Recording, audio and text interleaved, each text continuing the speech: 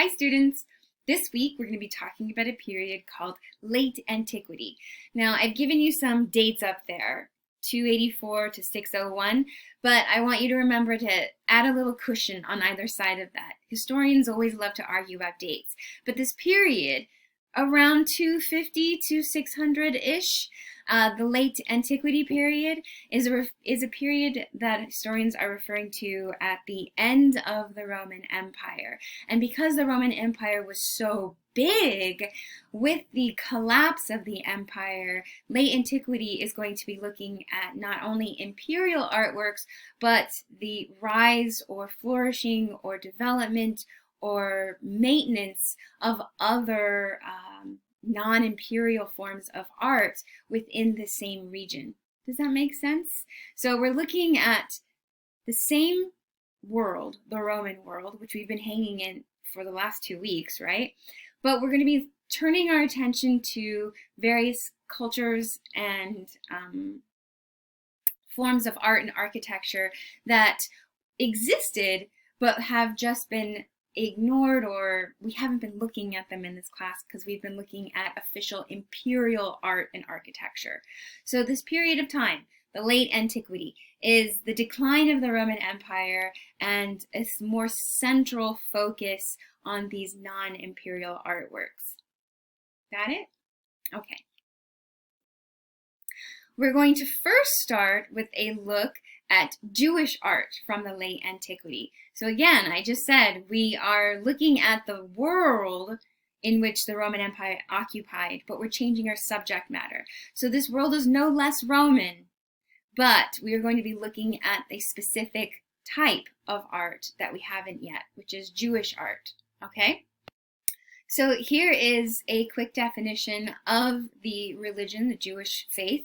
I'm giving you this not because this is going to be enough or substantial for introducing you to a faith, but to give us a little bit of context. Just as we have in previous lectures, I want you to have some kind of established understanding of the people, of the time, of the culture, so that we can then understand the artwork.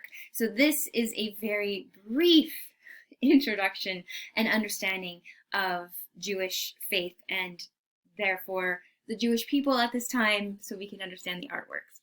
Here's our definition.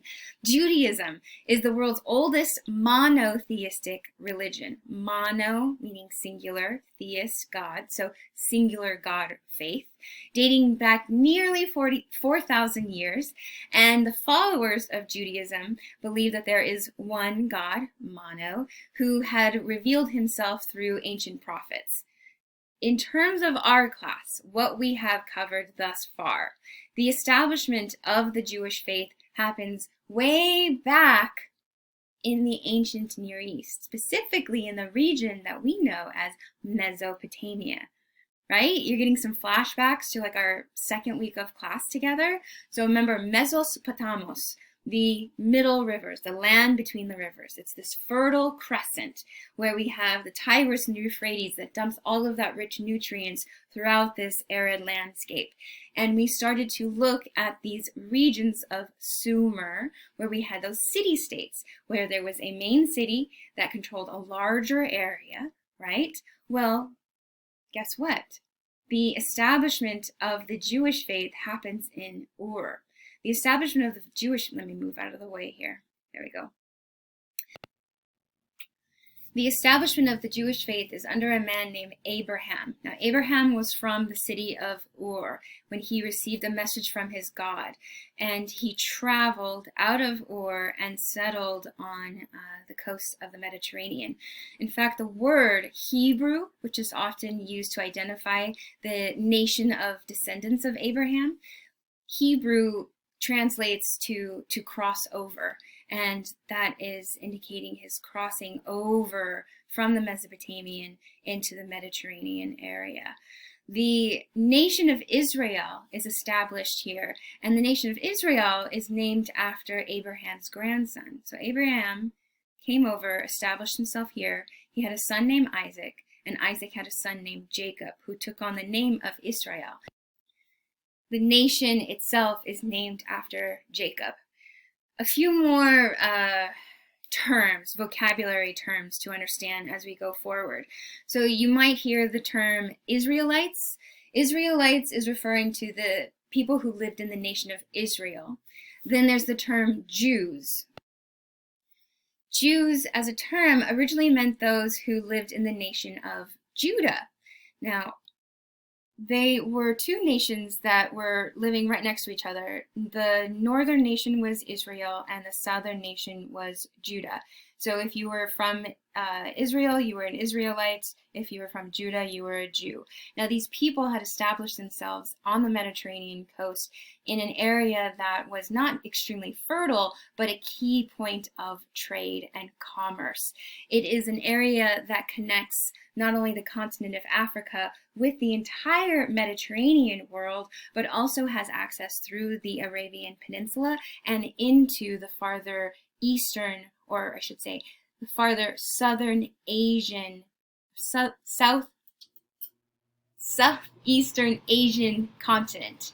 And so with this extreme kind of placement, this perfect placement in the center, there is an influx of trade and commerce, and I'm establishing this for you as a people because it becomes a vital source of control for those who want to also have that access to Africa, access to the Arabian Peninsula, access to the Southeast Asia.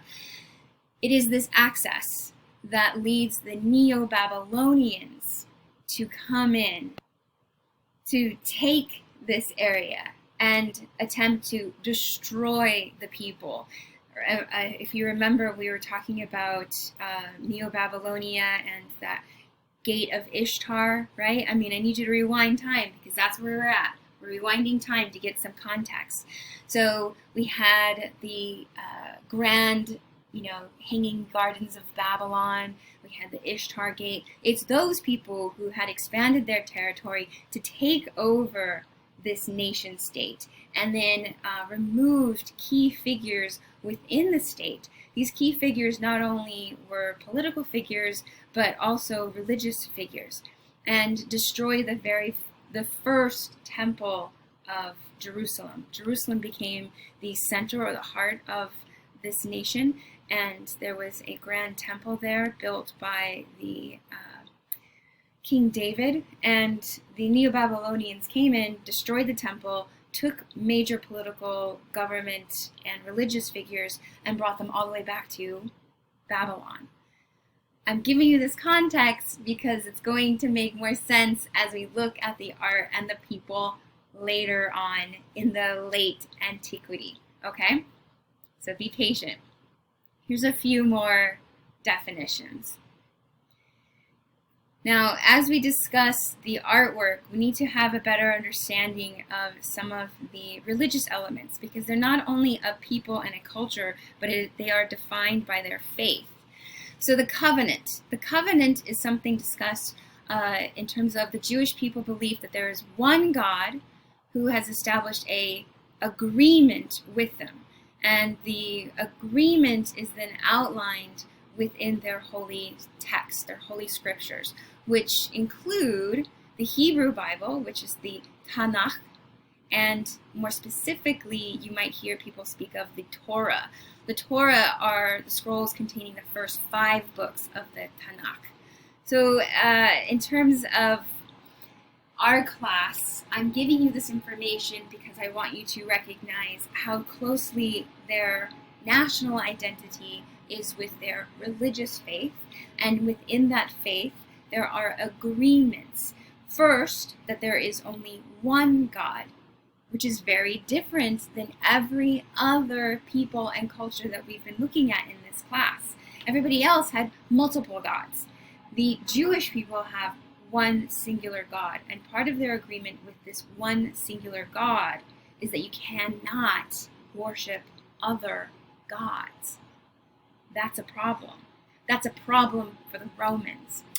I'm foreshadowing. Okay, back to basics. Within this covenant, or the part of the covenant is outlined in the Tanakh, which is their holy scriptures. Specifically, people talk about the first five, or I should say it this way, the first five books of the Tanakh, which are called the Torah. Does that make sense now? Okay, let's continue. Here's another map. I know, I should have put a warning that we're going back in time. Rewind, rewind, rewind. So I bring this up because here we are with a map of the Assyrian Empire. So you remember the Assyrians with their capital in Ashur had taken over a massive amount of the Mesopotamian world and extended into this area of Judea and Israel, specifically controlling the northern territories of Israel. We see a movement or a diaspora of many Israelites. Then come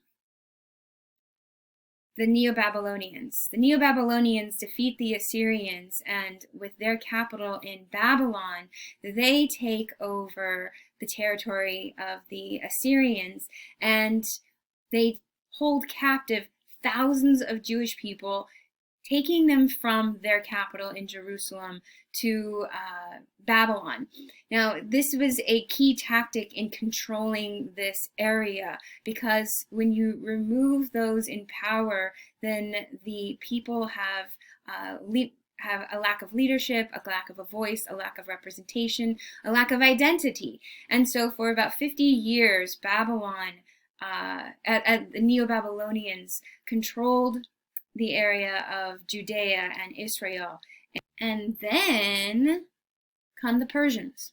Now remember, we talked about the Persians very briefly. We looked at the capital of Persepolis. So the Persians, specifically the Achaemenid dynasty, take over the area of Babylon, or Neo-Babylonia, and their empire expands and extends to eventually incorporating areas of Egypt and the Anatolian Peninsula. And that's right, Judea and Israel.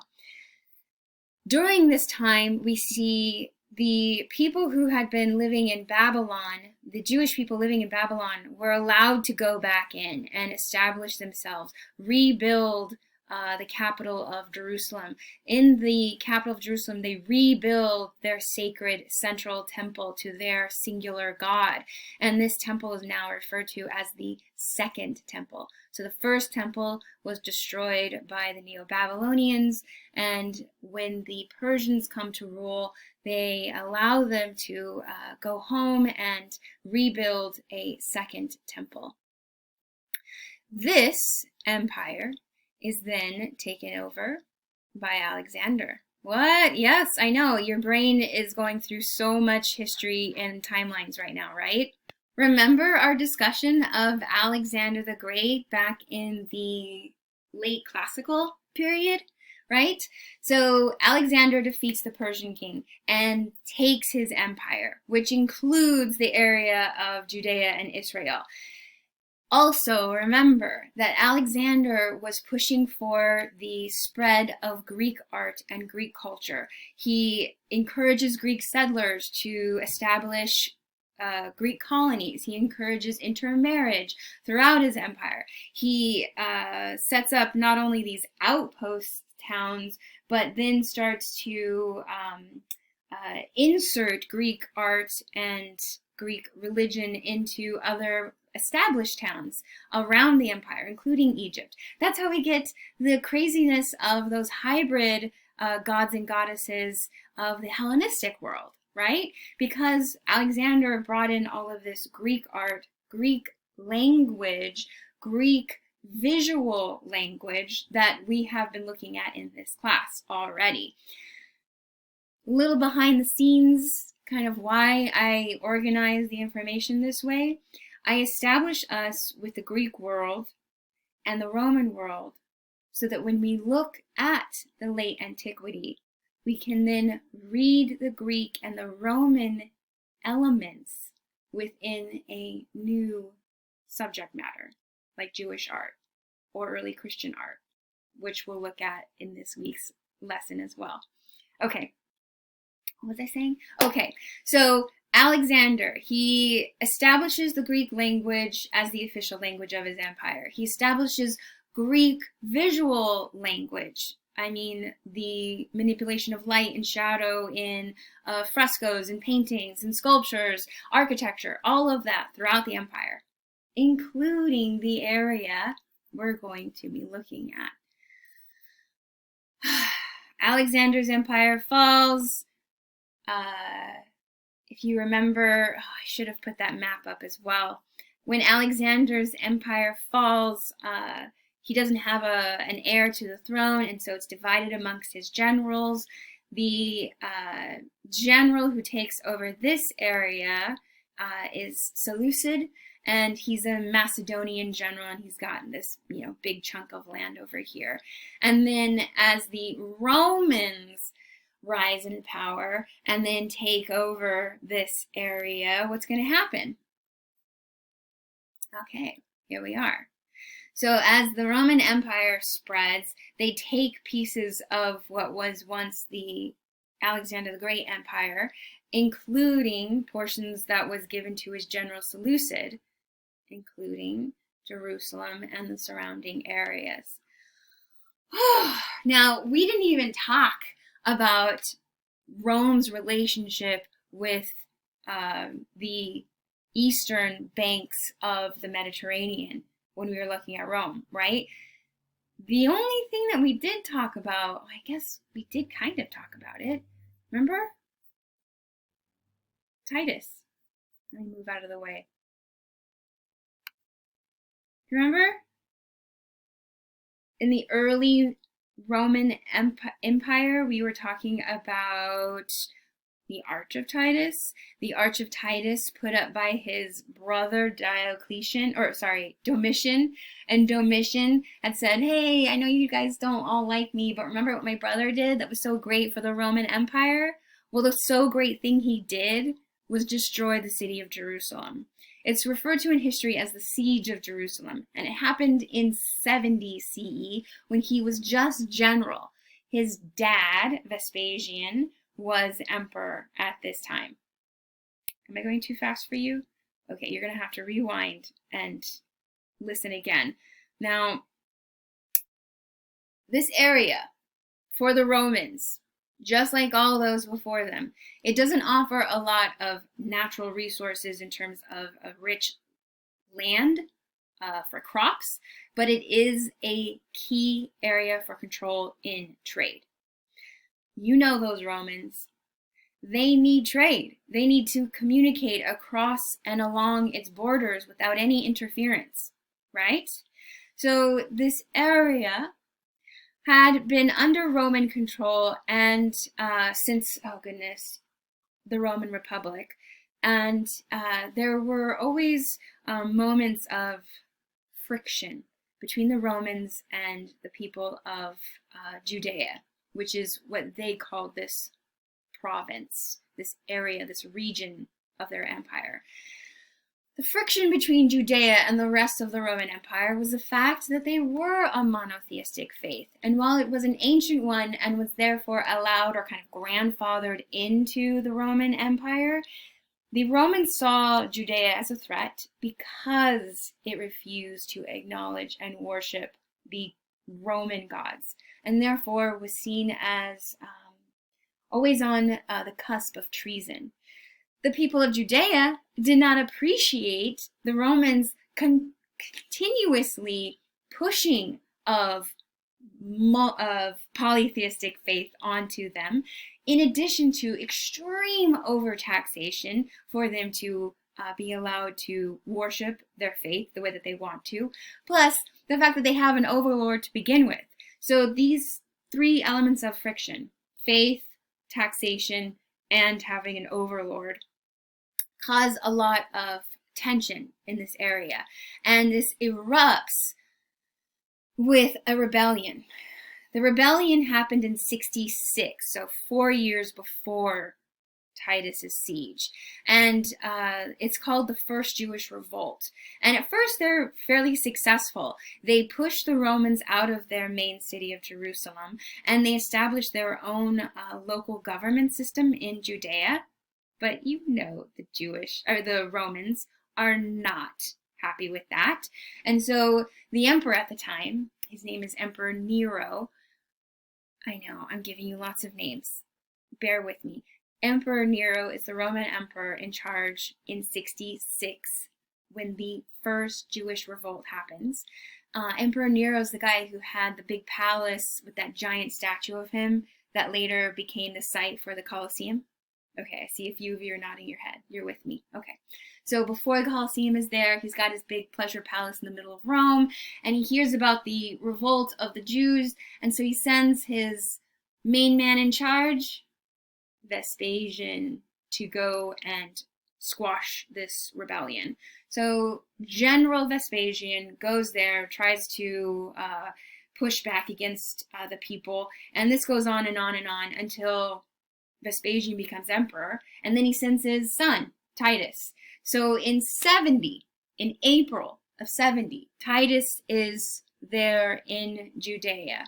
He and his army have shrunk the Jewish rebellion into the city of Jerusalem. So they've taken back the countryside. They established themselves outside the city walls of Jerusalem. So there's literally a wall of Romans. And this happens in April of the year. And that's significant because that is also a very sacred, holy time for the Jewish people. It's called Passover. And so Jewish people from all over will come to the city of Jerusalem as religious pilgrims in observation of Passover. Titus and his Roman army allow the pilgrims into the city. So the city is now jam-packed. Population of the city is growing. Titus then refuses to let anybody leave. Do you know what this tactic is? He's besieging them. He's surrounding them, and then he's going to let them starve because they have no access to water or food beyond the boundaries of that city. And he's packed it full of pilgrims. Now, within the city walls, the overpopulation because of Passover and the fact that there were many religious and political kind of fractions happening within the Jewish mentality, identity, many of them were infighting. And so using that to his advantage, Titus weakened the city of Jerusalem in, what was it? What year? What month? August of 70. Titus and the Romans take control of the city of Jerusalem, which is now weakened because of starvation, because of inner fighting, and flatten the city, flatten the second temple. That's the second temple in this reconstruction here, as you can see the Roman army coming in. So the destruction of the second temple happens under the siege of Jerusalem and Titus. And that is what is celebrated in the Arch of Titus. Domitian is saying, oh, remember that great thing my brother did? The great thing for Romans, because remember, to be a Roman is to be a soldier and to be a farmer. So this is speaking to that bloodthirsty soldier part. Well, what does this do for the Jewish people? With the destruction of the Second Temple, we see a diaspora, a spread of Jewish refugees throughout the empire. Here is a map showing you this. We can see the destruction of the temple leads to establishment of communities around the Roman Empire, but also outside of the Roman Empire in the Parthian Empire. Now, you might be going, Miss Cortez, this video is over 25 minutes long, I bet. So what are you doing talking about Parthians? I'll introduce that in the next video. Thank you for your patience. Bye.